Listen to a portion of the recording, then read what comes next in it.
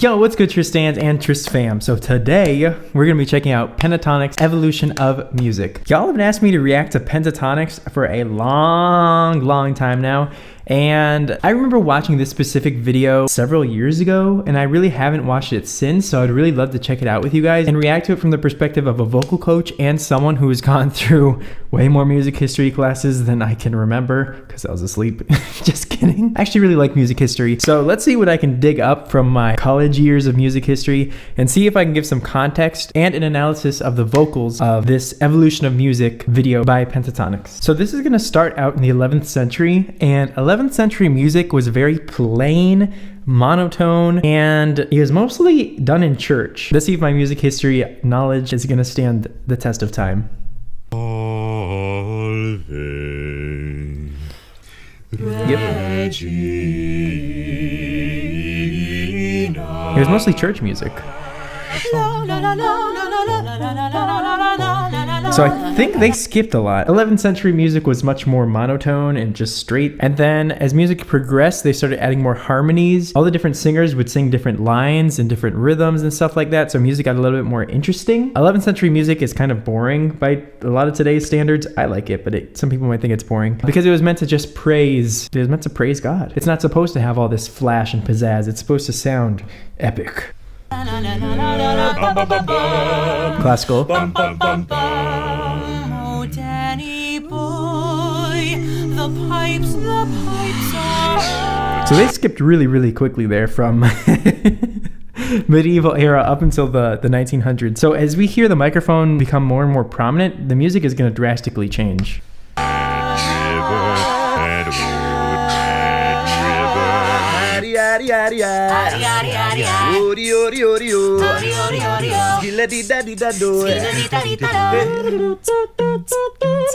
He was a famous trumpet man from out Chicago way. He had a boogie style that no one else could play.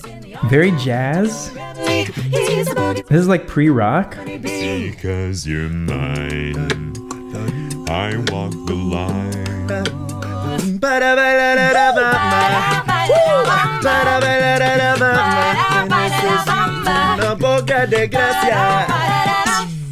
When the light was gold. Oh my god, his voice is so good. Wow. Some people call him a baritone, but I think that they only think that he's a baritone compared to Mitch, because he's still very much a tenor. Mitch is just a high tenor. Oh, that's cool. The color starts to come in. I wanna hold your hand. I wanna hold your R-E-S-P-C-G. I wanna meet show me R-E-S-P-C-G. So the music has definitely gotten like sassier as it's gone on. I don't know if that's just their music choice, but that's interesting to hear. Wow, she's such a good singer. And their blend is amazing. 1970s. Music of the 1970s was very bombastic and complex. Like, it was incredibly complex. And it gets more simple as the 80s come around. Celebrate good times, come on. And then the 90s was dominated by boy bands.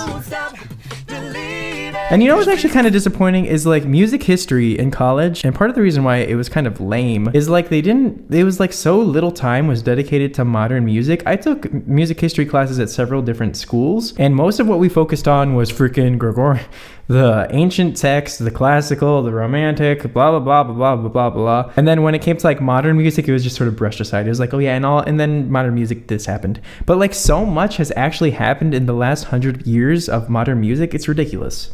Thriller, hey, a thriller night.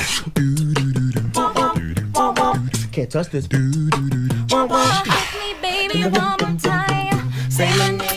Britney, iconic. Running game. I want it that way. Hey, I don't want to meet your daddy. Music from the 90s into the 2000s changed so much. I remember when I lost my mind. Whoa, oh, oh, whoa, oh, oh, oh, oh, oh, oh, whoa, oh, oh, whoa, oh, oh, whoa, oh, oh, oh, oh, I kissed a girl and I liked it. Starting to sound much more modern very slowly here. Ooh, classic Gaga. Gaga, ooh la la.